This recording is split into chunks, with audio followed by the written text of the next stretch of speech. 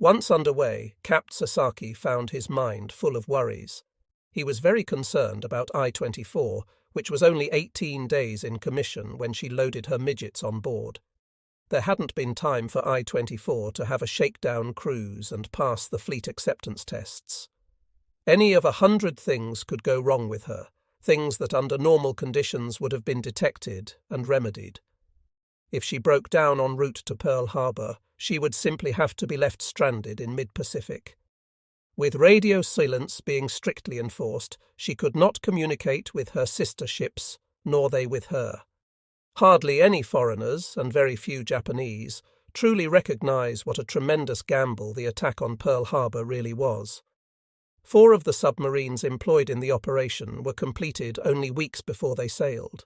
The aircraft carrier Zuikaku was brand new. She finished her shakedown cruise only 7 weeks before she left for the attack.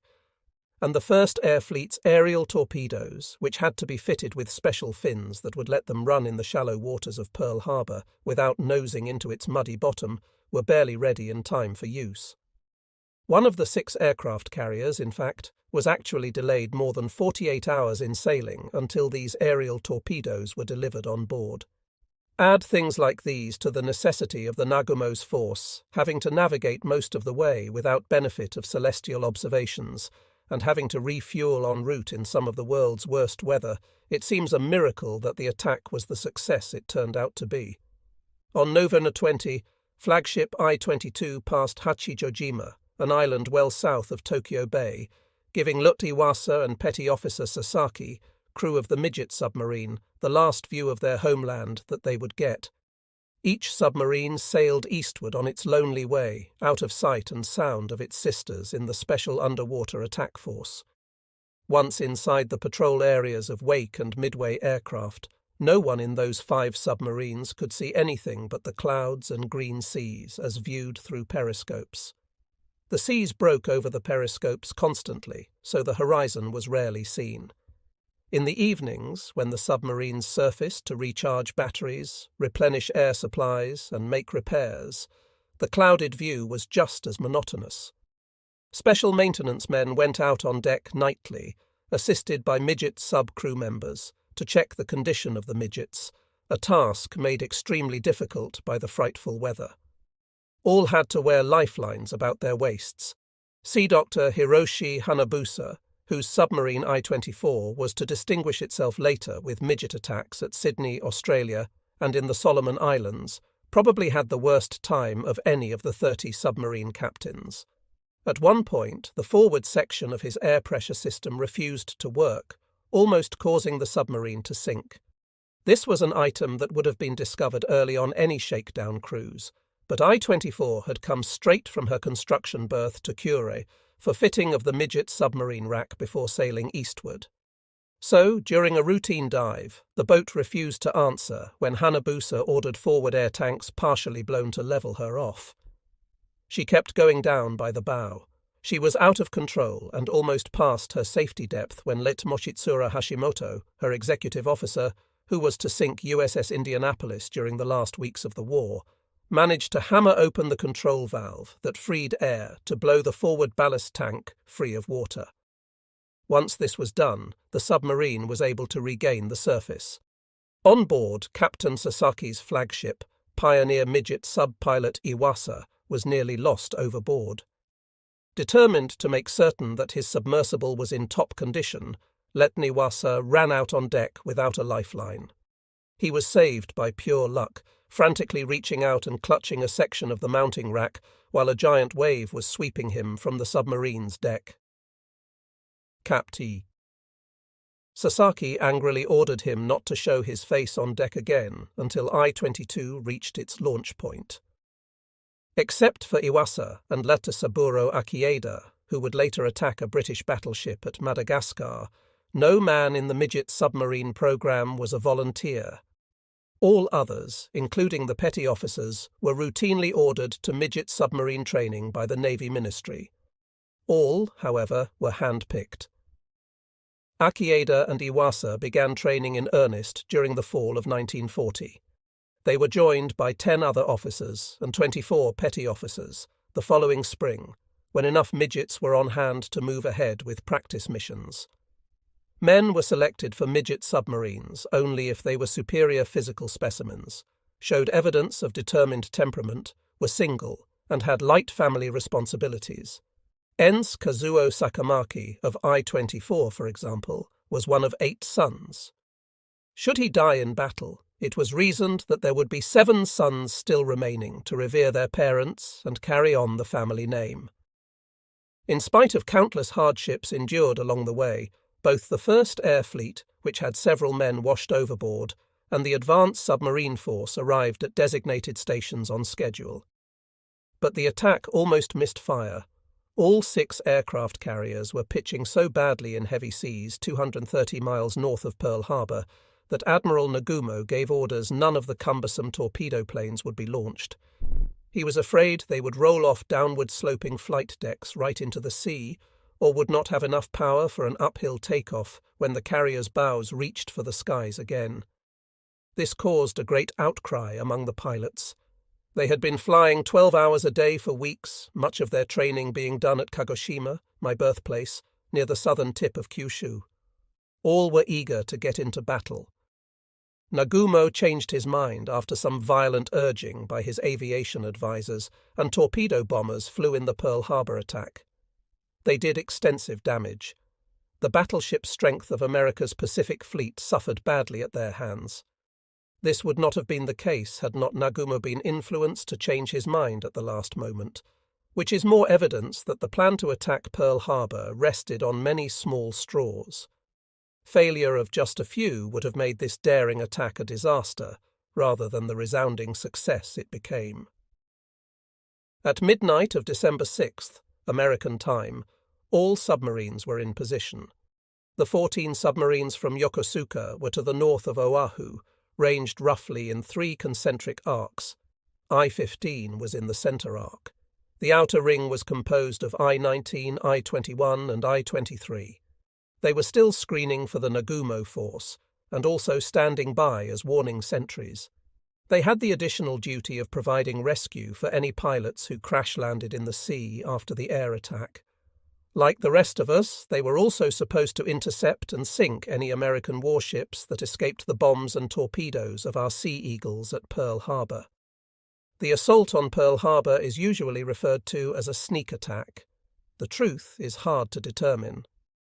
But on December 7, 1941, as I took my turn at I-15's periscope, I was doing so in the belief that Japan would mount an overwhelming attack on the US. Pacific Fleet just minutes or hours after a declaration of war had been handed, the American government in Washington, D.C. This belief is still held by some former Imperial Navy officers. Maybe, as some writers have argued, the assault became a sneak attack only because American officials, who, through code-breaking, already knew what Ambassador Nomura was going to tell them, delayed his meeting with Secretary of State Cordell Hull. Or because Nomura's staff took so long decoding the lengthy messages sent him from Tokyo. Foreign and Japanese writers have often pointed out that had Nomura been able to deliver his ultimatum from Tokyo on schedule, Mr. Hull would have known that a state of war existed about 30 minutes before Kida. Mitsuo Fushida, flying from Carriere Akagi, gave the command, "Attack! All planes go in," at Pearl Harbor. The argument will probably continue among historians for generations, except perhaps British ones. To the old argument I would like to add a quote from The War with Japan. Published by Her Majesty's Stationery Office, it is Great Britain's official naval history of the Pacific War, and contains the statement, "Governments brought face to face with the grim possibility of national subjugation are inclined to pay small heed to the niceties of international law." In other words, the British, knowing that America, Britain and Holland had shut off Japan's foreign funds and her oil supplies, were surprised that Americans could be indignant about Japan's reaction. In any case, by midnight of the day before the attack, there were also 12 submarines arrayed in 2 arcs to the south of Oahu. The 5 midget carriers were creeping to within 10 miles of Pearl Harbor's entrance. Well beyond and behind them were I-168, I-169, I-170, I-171, I-172, I-173, and I-175. I-8, fitted as flagship and carrying extensive communications equipment, stood to the southwest of these boats. In Kauai Channel, well northwest of Oahu, was I-174. She roamed back and forth on lonely sentry duty, watching for American aircraft carriers thought to be westward of Oahu. Conductor Yasuchika Kayahara in I-10 had sighted an American cruiser, but nothing else below the equator. He could have sunk her easily had he not been ordered to pass up any attack until X-Day. Sita Minoru Yokota in I-26 had checked the Aleutians. He was now en route to the Seattle area and would shortly make the first Japanese submarine kill of World War II. I-15 was still on the surface, awaiting the sunrise, when I went to bed. I could not sleep. So, after much tossing and turning, I arose and went to the conning tower. I was still there when I-15 submerged, leaving only its periscope and radio antenna above water. We waited anxiously for a signal that meant the surprise attack had been brought off. The submarines of the Special Underwater Attack Force had surfaced shortly after sunset and boldly moved in. They could see lights at Waikiki and on the hillside behind it very clearly, twinkling brightly in the blackness. On board all 5 subs, as in most of the task force, listeners to wireless sets could hear all-night jazz music coming from radio station KGMB, Honolulu. Fuchida's pilots would use it later for a homing beam to bring them over their target from the aircraft carriers. On board I-22, Sir Dr. Ageta's lookouts could see red and green lights marking the opening to Pearl Harbor. They could also watch the sweep of headlights as automobiles wended their ways up and down the hills of Honolulu. Around 3 a.m., pilots and crewmen began getting into their midgets. Each solemnly thanked the crew of the submarine that carried him out from Japan, as well as the pair of specially trained technicians sent along to keep his weapon in perfect condition. Then, bowing to senior officers, each pilot got into his midget. After that, the submarines dipped slightly below the surface. Now, only a telephone communications and a battery charge line tied each midget to its mother submarine. Capt. Sasaki teased Lot Iwasa as the pilot and his crewman got into I-22's midget. "Are you sure you can get inside with that thing sticking from your waist?" he asked, pointing at the special short sword Iwasa was carrying. Iwasa, a white hachimaki tied tightly about his forehead to signify his great resolve, and a faint scent of perfume coming from his uniform, took this in good humour. He spoke his last words over the telephone line to Lt. Tetsuaki Sugamasa, navigator for I-22. "Take care of my belongings," he told him. "I left them all bundled up." Then, at the appointed time, he started his motor and was cast loose to carry out his mission. At 3:30 a.m. Tokyo time, which was 10 minutes before 8 o'clock at Honolulu, the signal for which thousands of men in the task force waited came over the wireless. From Sir Dr. Mitsuo Fuchida's bomber, 10,000 feet over Pearl Harbor, all ships could clearly hear the signal ... repeated many times. In our code, this was 2, 2, 2, the word to attack. 3 minutes later, it was followed by the message, "We have succeeded in a surprise attack at 3:23 a.m. As other writers have told, the signal carried, possibly through some atmospheric freak, all the way to Japan's inland sea, where wireless operators on board ADM, Yamamoto's flagship, picked it up. On board I-15, my commanding officer kept saying over and over again, this is good," and ordered me to pass the word throughout the boat. I did. The crew went wild. I could hear banzais ringing everywhere. Men were shouting at the tops of their lungs, throwing their arms around one another and weeping for joy.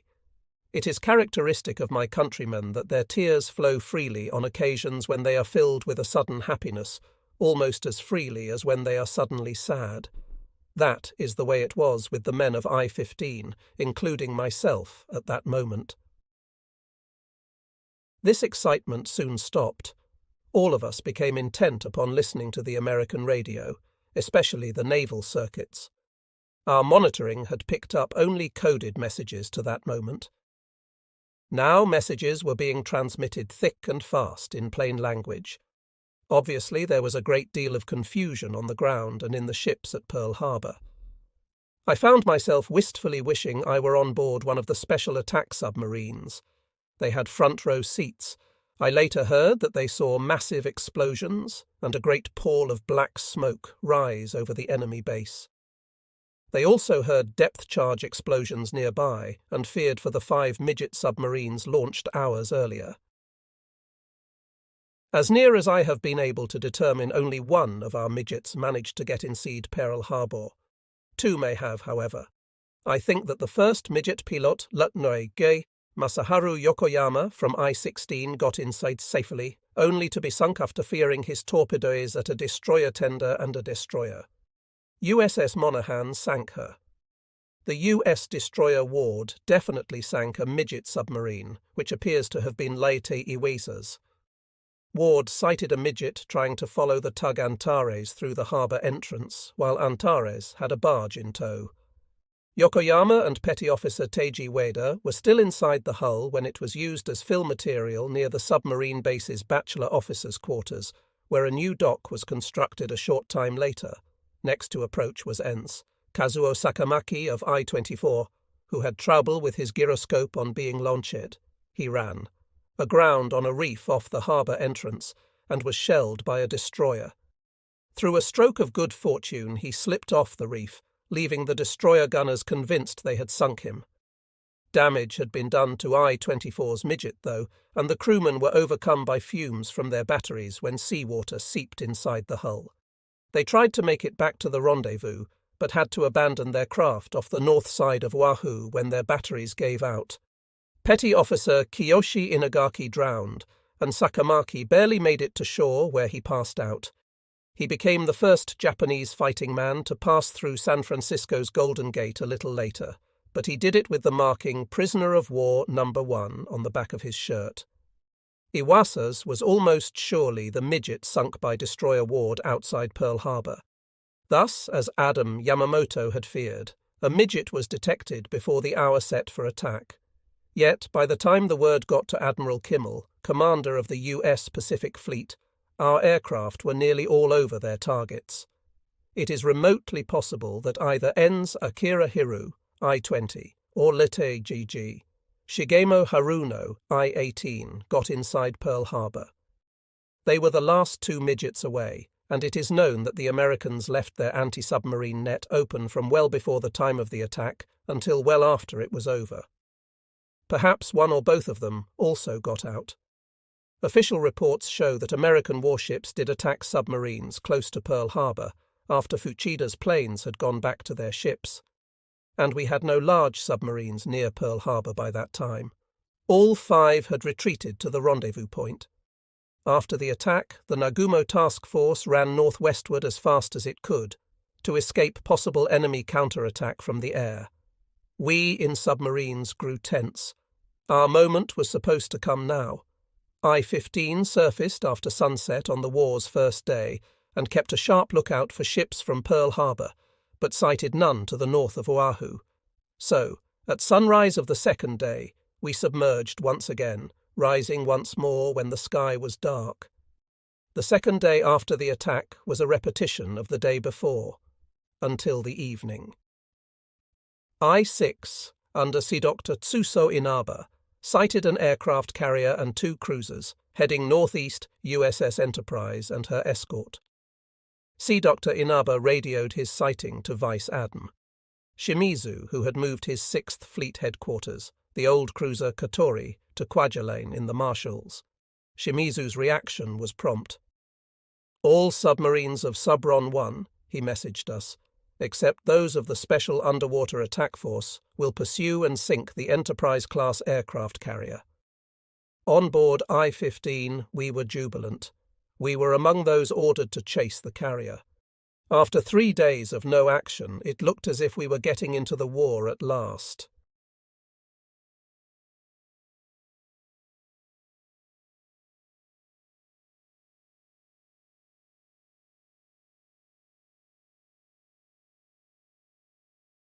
From San Francisco to Ceylon. I-9, I-17, I-19, I-21, I-23, and I-25 set out after the American aircraft carrier Enterprise, and our I-15 came to the surface at once to join the chase. We worked up to 22 knots in pursuit, but never spotted anything.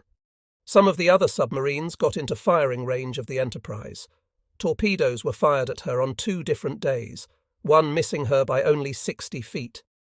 This was a preview of what lay in store for other American carriers.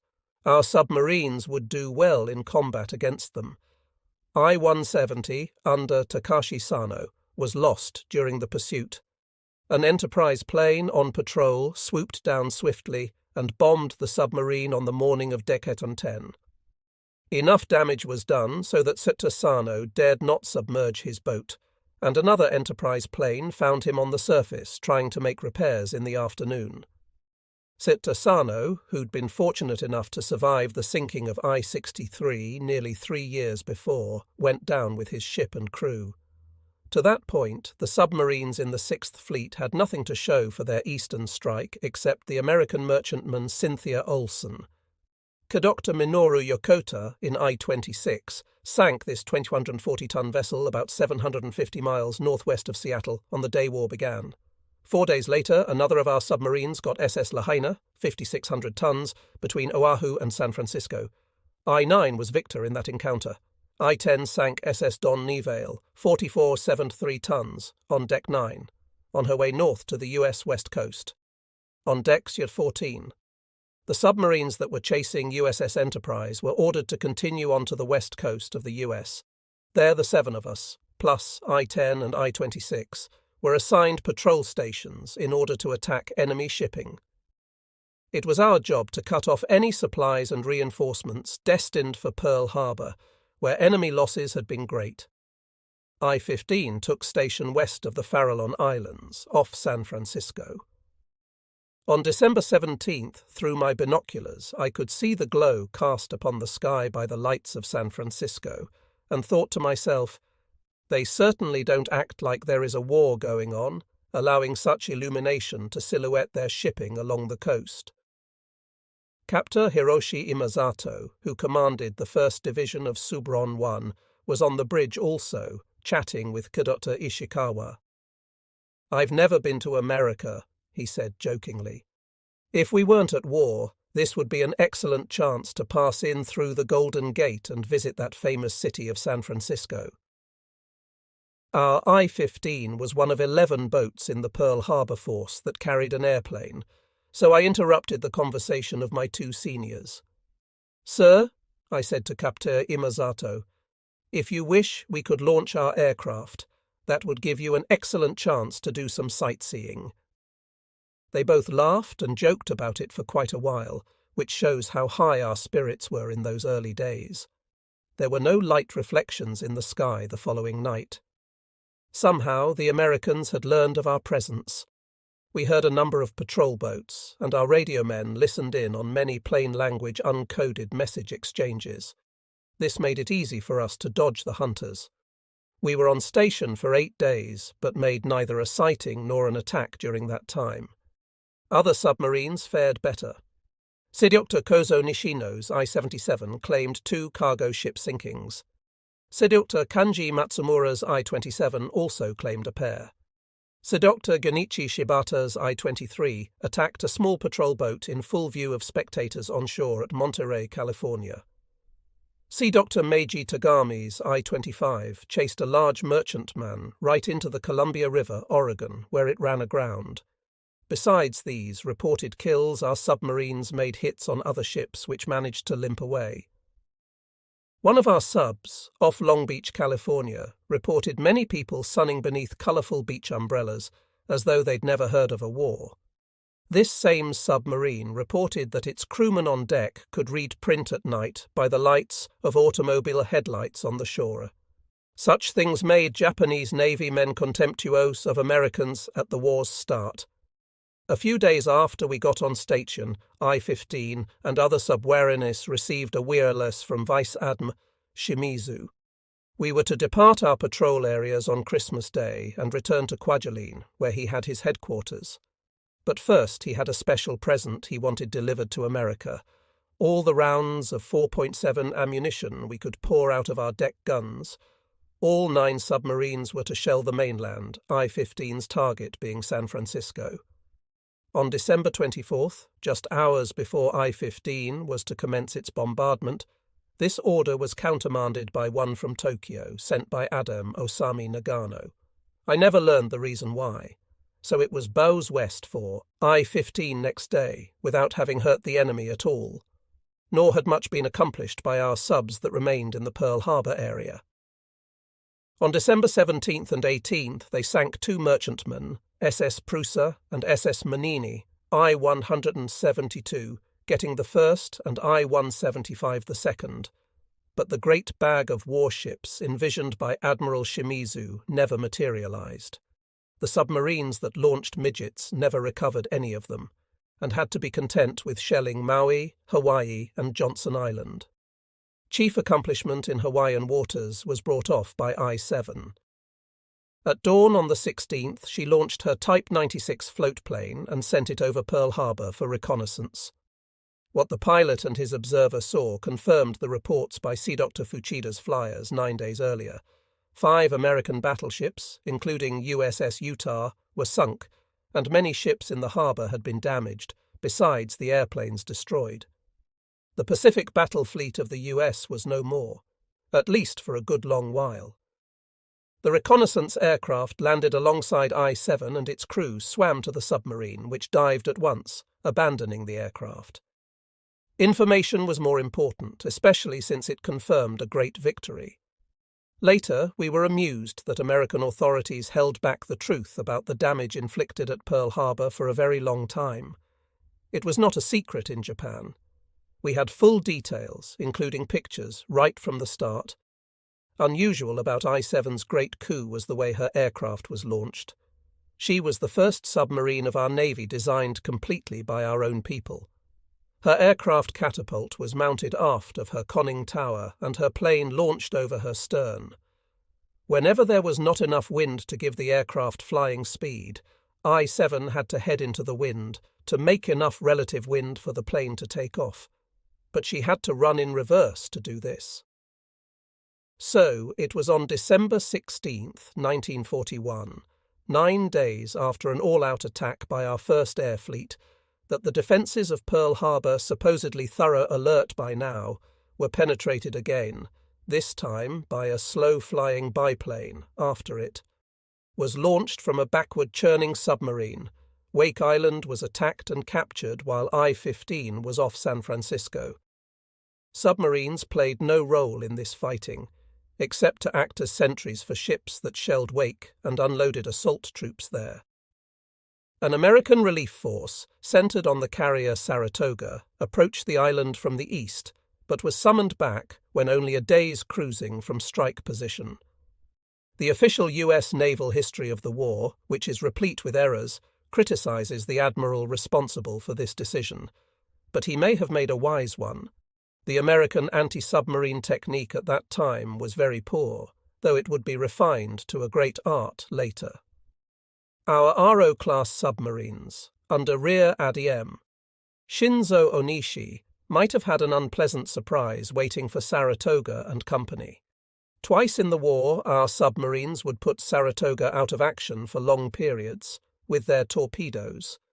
Those early days of the war might have seen them sink her had she come much closer to Wake Island. 2 submarines scouting and covering for the force taking Wake Island collided in close manoeuvres on Decanossum 17. RO-66 hit RO-62, commanded by Lieutenant Hideyuki Kurokawa, not far from Wake, but most of the latter's crew were saved before the submarine went down, and 14 days later, RO-60, arriving at Kwajalein in very bad weather, ran aground with such force that she split her hull and had to be abandoned. All hands were saved, through, and lived to fight again.